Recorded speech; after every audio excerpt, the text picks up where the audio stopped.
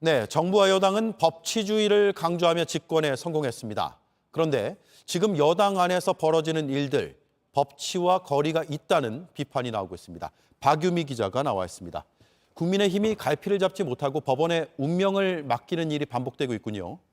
네, 그렇습니다. 최근의 혼란상은 권성동 원내대표의 직함만 봐도 뚜렷하게 나타납니다. 최근 2달간 직함만 4개째입니다. 네. 먼저 이준석 전 대표에 대한 윤리위 징계로 대표 직무대행을 맡았습니다.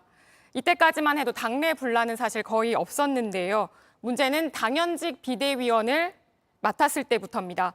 법원에서 비상 상황을 만들었다고 봤을 정도로 비대위 추진 과정이 매끄럽지 못했던 만큼 권성동 원내대표가 다시 비대위 안에 들어오는 걸 두고 당내 우려가 상당히 컸습니다. 네. 결국 이 비대위가 법원에서 제동이 걸린 셈인데 이번엔 비대위원장 직무대행까지 맡겠다고 나선 겁니다.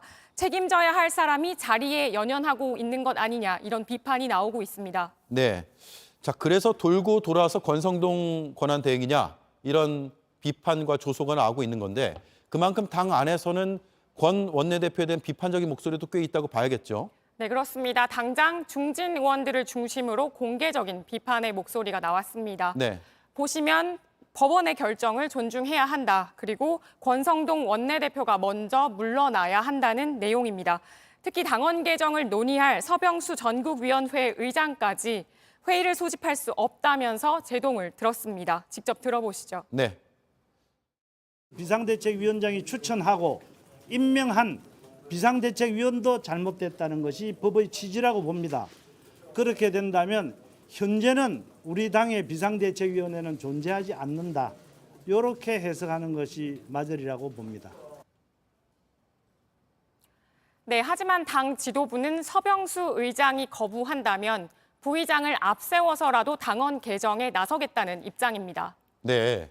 자, 그러면 어떻게든지 당원 개정은 하겠다라는 건데 결국 그렇게 하면 법치주의를 훼손하는 게 아니냐 이런 비판이 또 따라 붙을 수밖에 없을 것 같은데요. 네, 맞습니다. 그동안 윤석열 정부가 강조해온 법치주의에 어긋난다는 지적이 나옵니다. 법치주의는 윤 대통령이 출마 선언 때부터 시작해 취임 이후에도 여러 차례 강조한 바 있습니다. 하지만 법원 결정을 자의적으로 해석해서 비대위를 밀어붙인다는 내부 비판이 나오는 상황에서 윤 대통령은 오늘 비대위를 존속하기로 한 의총 결정은 존중해야 한다는 취지로 말했습니다. 사실상 권성동 대행 체제를 옹호한 건데요.